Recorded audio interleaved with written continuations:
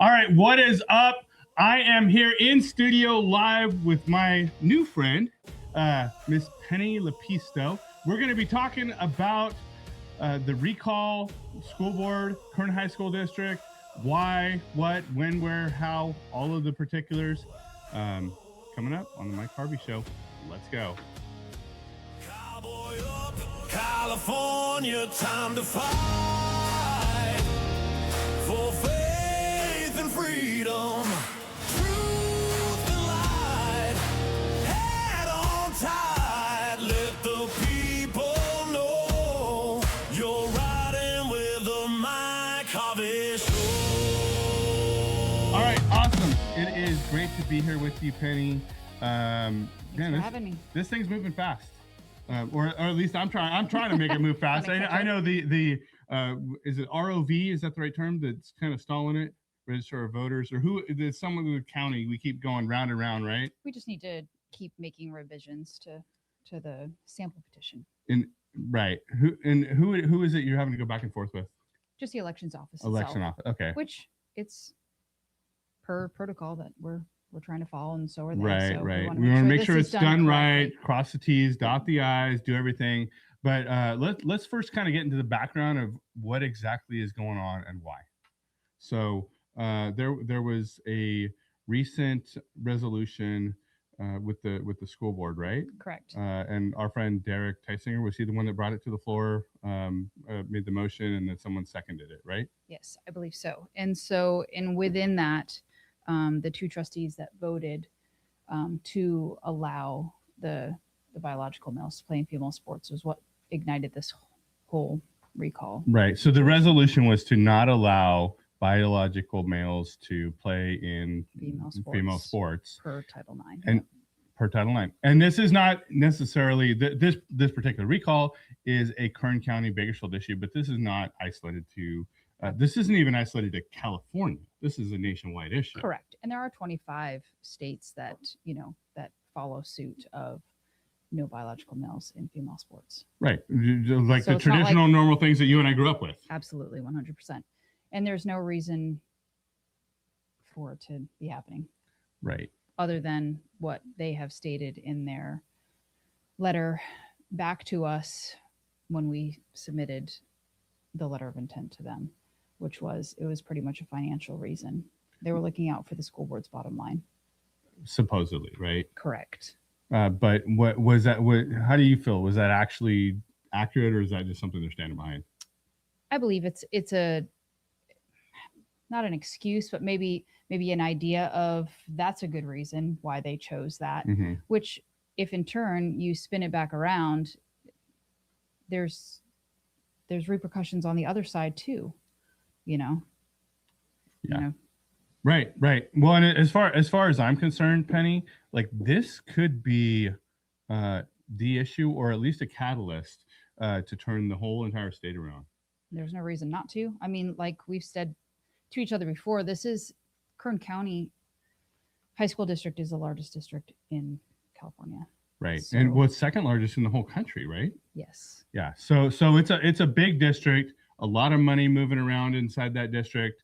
And I was talking to some young people this morning at church, and we were talking about Kern County, the significance of Kern County, not just in the state of California. First of all, it is extremely significant in the state of California. It's got nearly 1 million people in the county, just 50,000 shy, roughly. But the significance of Kern County on a national level is, I think most people underestimate that and don't realize there's a lot of money in this county. Yes. There's a lot of important people that come out of this county. Yes. And as far as especially conservative politics go in this state, we're one of the most influential, right next to Orange County. Factual, yes. And as a parent of female athletes, I have 3 older girls who are all adults now, 2 of which have graduated through the Kern High School District just recently. And they didn't have to deal with any of this when they were growing up, or did they? Absolutely, they did. Okay. Yes. So what ignited my decision to run for the school board was actually an incident that happened on campus during volleyball pictures one time. Okay. if we can get into that. Yeah, please, right? let's do it. I think it's important that people understand like your reasoning, right. your motivation. And I'm not just a random person that jumped on board and was like, oh. But I think that's hurrah. okay too. Like, look, I have a daughter. I have 2 sons.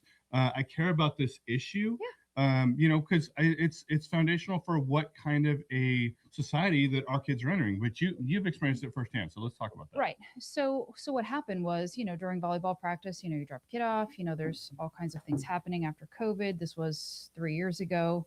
She's a sophomore in high school. She's in the locker room, changing from volleyball pictures to volleyball practice. This trans student, ran through, was screaming, hollering for no apparent reason. Well, let's call it what it is. This guy was biologically born boy. Yeah.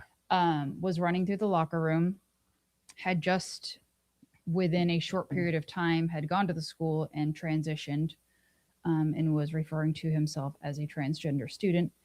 In turn, pushed her with his shoulder because he ran by. She peeked out to see what was going on.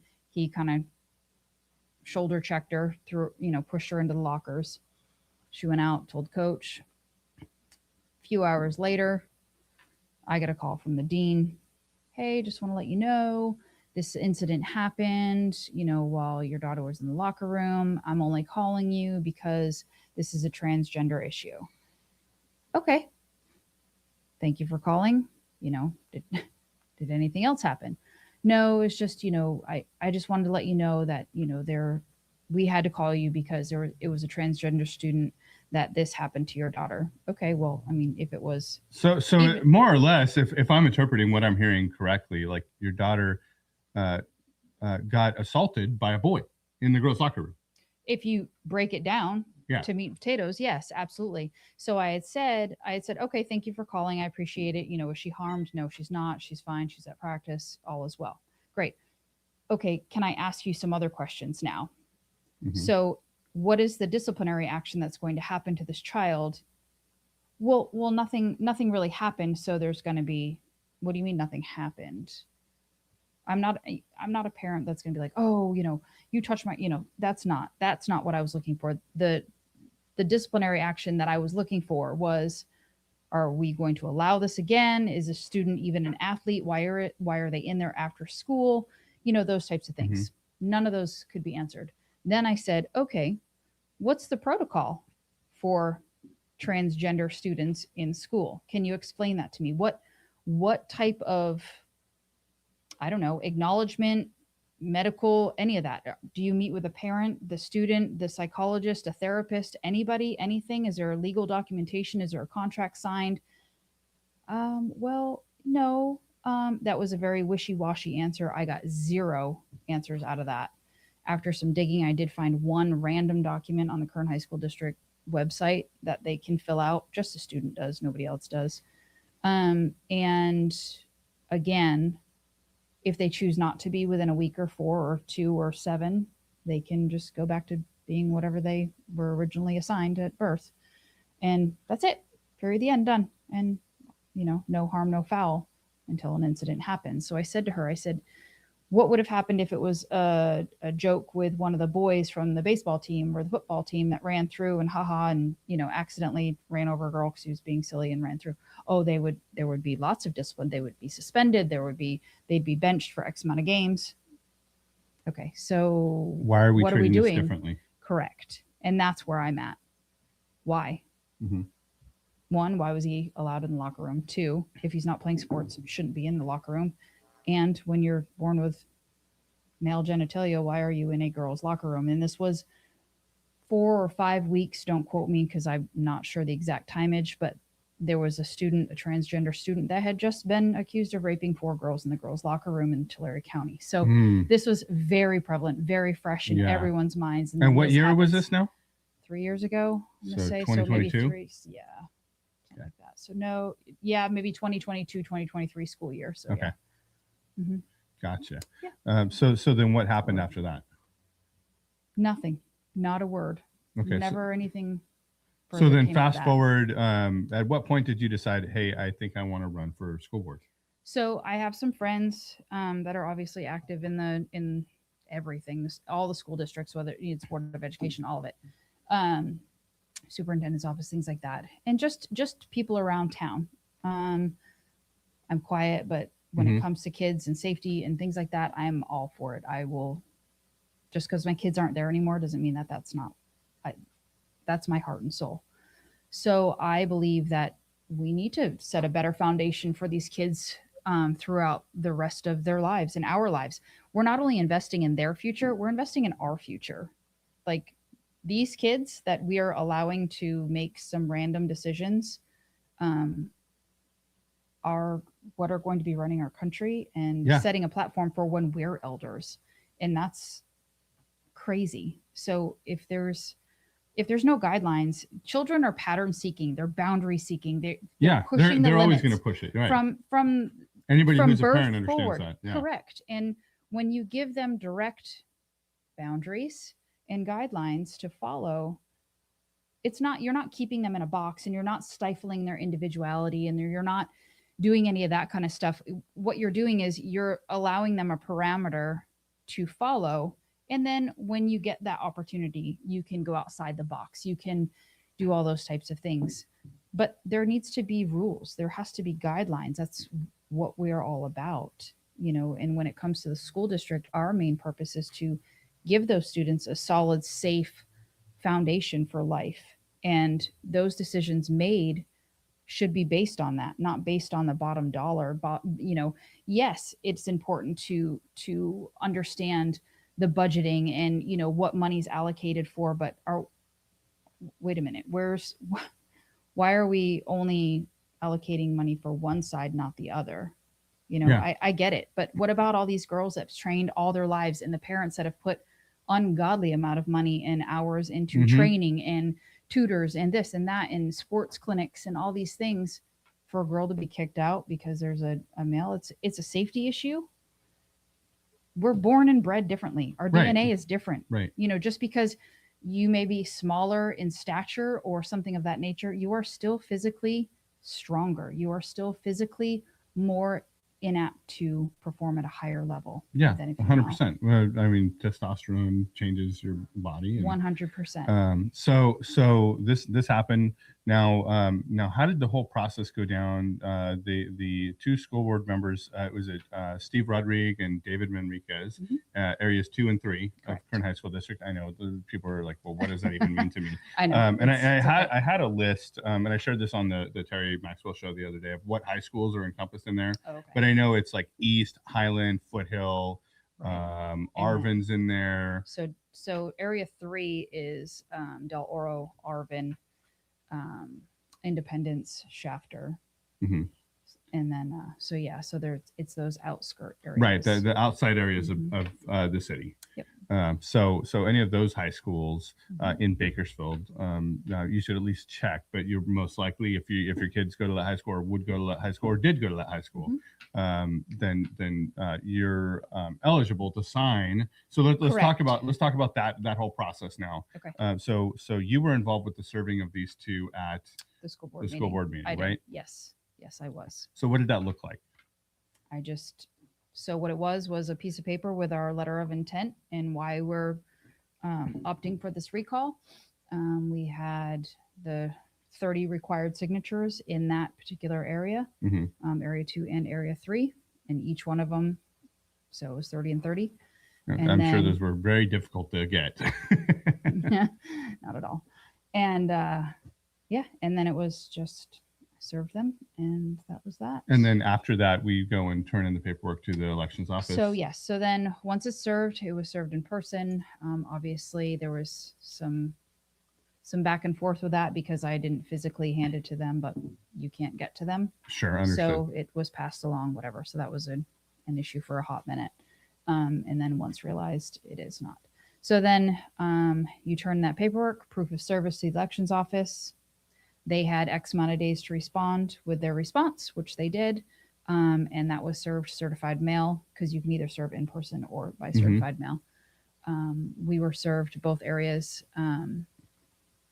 And he actually served, and it had to be one of the petitioners. So it had to be one of the 30 that received that. So actually one of the other candidates from that ran last time for area 2. Her husband got served, and then my daughter got served. Okay. So yeah, so that was pretty quick on my end because I got to see it within that day. And then we turn that over to our legal team, and they do what they do. And you have to put in a request of how much it's going to cost and things like that. And then there's so some on so back and forth. forth between the elections office and the attorney to get the attorney that's handling that, right? Yes, but the elections office reaches out to the people that actually turned it in, Okay. which has to be one of the top 10 that are on the list of the sample petition. And so we just revise those as needed. They're pretty minimal things. So, yeah. So we just did the 3rd revision on Friday. And so we're just waiting to hear. From Friday on, they have basically 10 calendar days, or is it work days? Work days. 10 work days. Yes. To respond. And if there's no response, then it automatically gets approved? That I'm not 100% aware of. I mean, we do have the packet. I can, but I'm not positive. Okay. But anyway, I believe it gets kicked somewhere in. Somewhere in there, there's an approval process, but then as soon as it's approved, starts a 90-day clock, right? Correct. Okay. So then the 90-day clock to gather signatures, and like the numbers that I've gotten from some other people was roughly 30,000 in total. And when I talk to you, it's a little bit less than that. It is right? less. So in area 2, it's required of 8,584. Area 3 is 9,243. So that number comes from the all the registered voters in that area is 15% of that. Okay. But then there's a margin of error, right? That we want to be like 20% over. Absolutely, for sure. Okay. Because yes. So 8,500, 20% of that is you're the math whiz here. Let's just go. 850, 1,700. I'm looking for 10,000 in area 2, and I'm looking for close to 10.5 in area 3. Okay, so about 20,000 in total. Yeah. Plus or minus. Yep. Okay, great. So then once we have those signatures, what's then we turn that into the elections office. Yes. And then is it the June election that it'll be on the ballot? That's what we're hoping for as the recall. And then we push for that. And then we have to have somebody run, which would be you and myself and whoever decides to run in that area. Right. Okay. And that hopefully will be on the November ballot. Yes. Assuming that the recall itself is on the June ballot. Correct. That's our goal. Okay. Yes. Good. And all of that is time, money, and support. So okay. So what do we need? What do we need help with to get this over the finish line? We need boots on the ground, as we've talked before. People who are willing to go out there and collect signatures.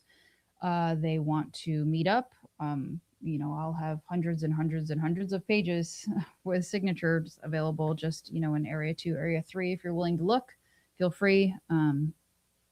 My contact information I'll give to you. You can post it, whatever you want to do. Okay. I will be the face for all of this. People can reach out to me any way, shape, or form. Any donation is always accepted. Mm-hmm. So that would be great. We do have a lot of fees we've had to, come up with and pay for and things like that. Everything accrues. So and we're working together to get all of this organized and systematized. So if you're out there and you're watching this, you're like, well, I want to get involved, whether that's boots on the ground, making phone calls, social media, anything we or can financial help. Yeah, that too. We definitely need all of the help we can get on this issue. The way I'm attacking this is we're going to raise all the money necessary to make this happen, and we're going to put together the ground game in such a way that we're not expecting to raise any money.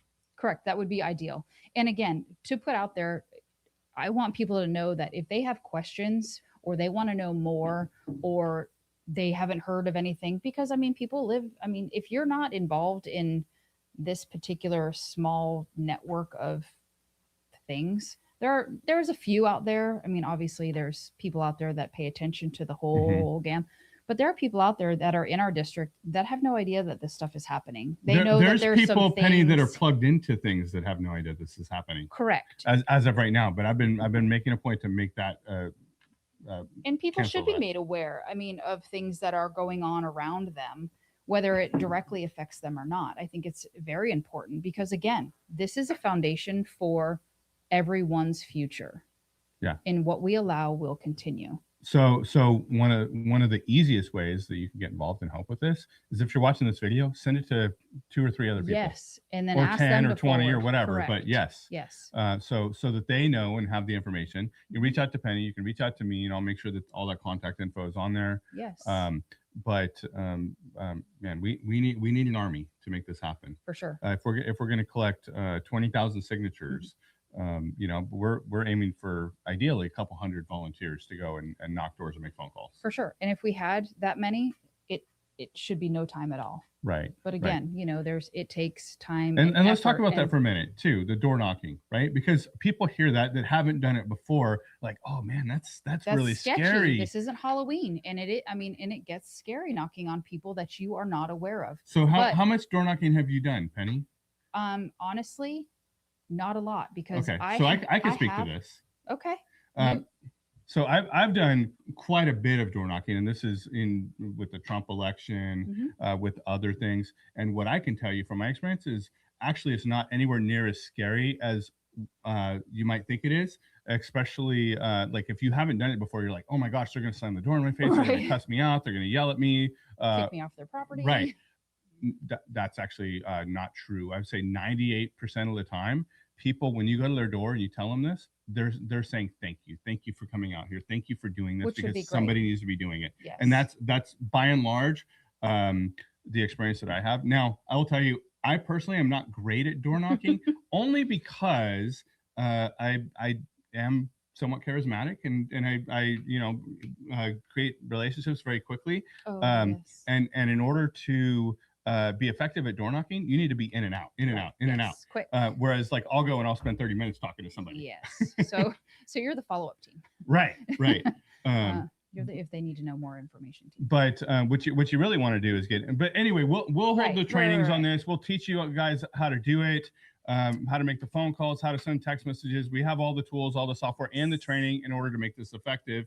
And we're gonna be putting more information about this out on at least a weekly basis, starting right now, and this should be releasing on Monday. Okay.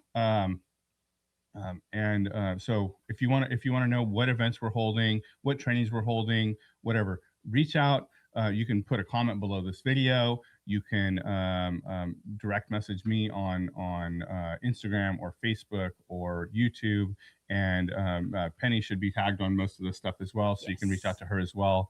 Either way, we're going to make sure that you guys are equipped and armed with all of the tools necessary to make this happen. And the other thing that I really want to say that I've been saying on the radio, but I want to make a point to say on this show is this is the pilot program that we're going to take throughout the whole state, which is exciting. So if you are out there and you do not, you're a school board member, or if you know of a school board member that is standing in opposition to what is right on a 90-10 issue, you're on notice, sucker. We're coming for you. You're going to be out. Yes.